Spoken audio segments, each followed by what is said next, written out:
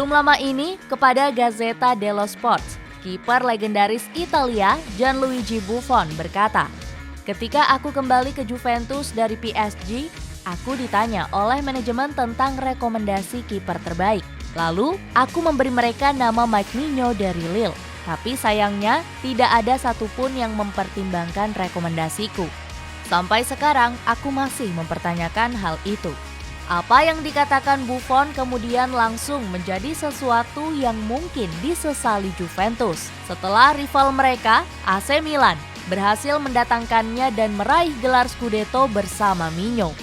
Atas raihan tersebut, Buffon turut mengucapkan selamat dan menyebut bila sang kiper asal Prancis tersebut layak dimasukkan ke dalam 3 pemain terpenting dalam keberhasilan Milan. Betapa tidak, Migno yang menggantikan posisi Gianluigi Donnarumma benar-benar menunjukkan penampilan berkelas di musim pertamanya. Dia terus menjadi andalan dan dinobatkan sebagai kiper terbaik Serie A di musim juara AC Milan. Migno tercatat cuma kebobolan 21 gol dari 31 penampilannya bersama Milan di kompetisi Serie A.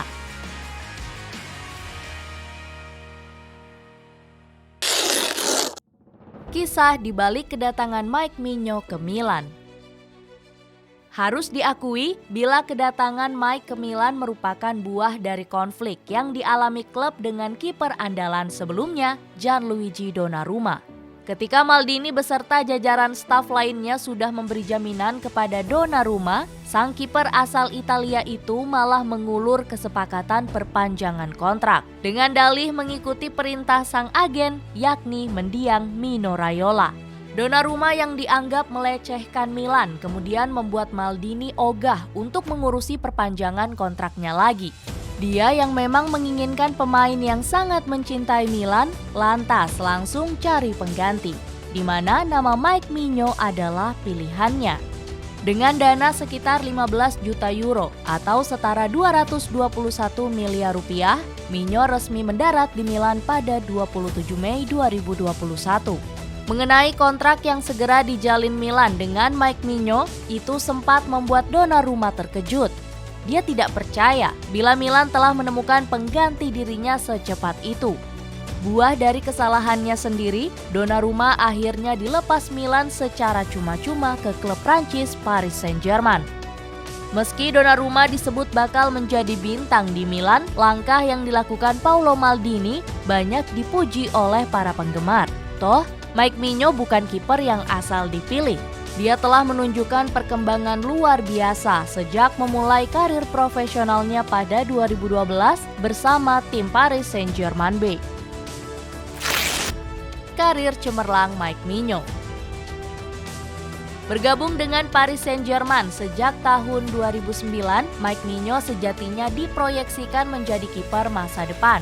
Akan tetapi, mimpi besar Migno untuk bisa tampil di tim utama buyar usai Paris Saint-Germain kedatangan investor asal Qatar. Klub lebih memilih untuk merekrut pemain bintang yang sudah matang, ketimbang memberi kesempatan bagi para pemain muda.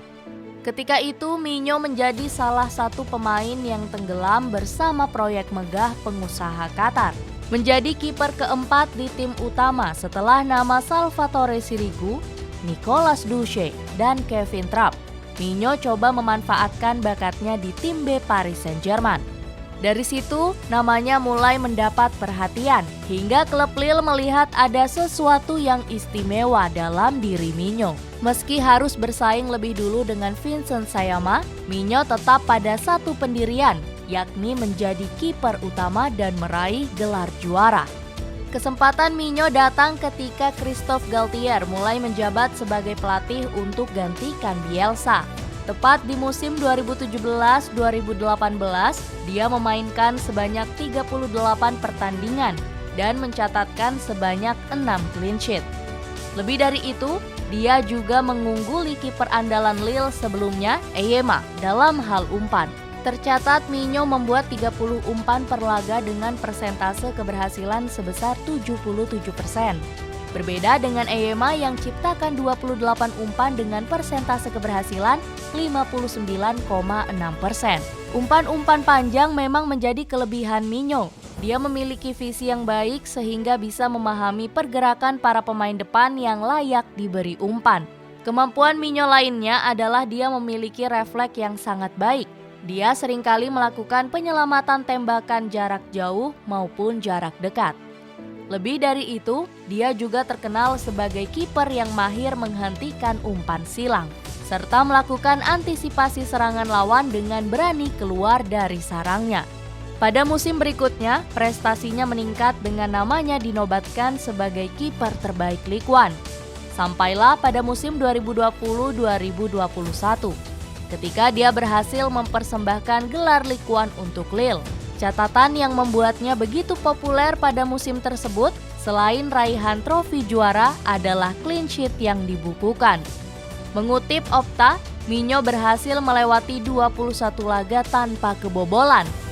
Catatan itu pun berhasil menempatkan sebagai kiper terbaik di atas Ederson dan Jan Oblak. Dengan rekor tersebut, Minyo sekaligus membantu Lille menjadi tim dengan jumlah kemasukan paling sedikit di Liga Prancis musim 2020-2021, yakni 23 gol.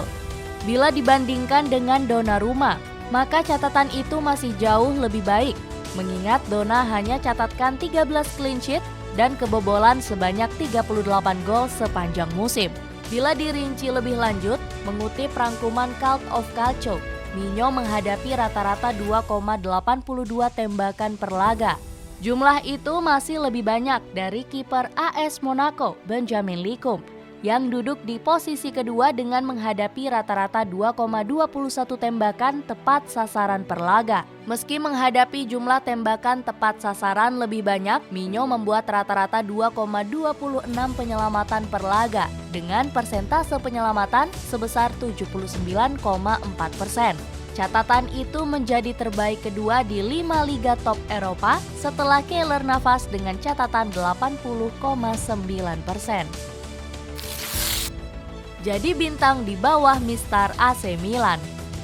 Setelah melihat karir cemerlang Mike Minyo dan menyaksikan pergerakan cerdas Paolo Maldini, seluruh penggemar AC Milan tinggal menikmati hasilnya. Minyo jadi kiper andalan sepanjang musim dan terus tampilkan penyelamatan-penyelamatan gemilang. Sama seperti musim gemilangnya bersama Lille, Minyo juga tampil brilian bersama Milan dengan refleks-refleks fantastis. Dengan catatan 18 clean sheet, dia berhak atas penghargaan kiper terbaik Serie A musim 2021-2022. Dalam situasi sulit sekalipun, Minyo kerap melakukan penyelamatan penting. Kemudian tembakan-tembakan keras yang dilancarkan dari luar kotak penalti seringkali ditepis melalui lompatan-lompatan mengagumkan. Kehebatan Minyo bersama Milan tidak hanya menyoal tentang skill individunya saja, melainkan juga adaptasi taktisnya yang begitu mengesankan. Ketika Milan tengah berada di posisi tertekan, dia akan ikut membantu bek tengah untuk meredam serangan. Kepercayaan dirinya dalam menguasai bola juga membantu lini pertahanan agar tetap tenang. Minyo menunjukkan bahwa Milan tidak salah dalam merekrutnya. Dia terlihat sangat cocok dengan gaya permainan Stefano Pioli. Yang tak kalah penting, Milan tak perlu lagi mengulang drama membosankan di mana seorang kiper meminta gaji besar meski kontribusinya belum benar-benar maksimal. Pada musim ini sendiri, Minyo telah tampil dalam seluruh laga yang dijalani AC Milan di kompetisi Serie A. Sudah kebobolan sebanyak 8 gol dalam 7 laga, gawang Minyo rata-rata kebobolan dalam 79 menit sekali. Meski begitu, Minyo masih membawa AC Milan menjadi tim yang terus berada di dalam jalur juara. Bukan tak mungkin bila penampilannya berkembang dan terus konsisten, gelar Scudetto akan kembali mampir ke lemari piala.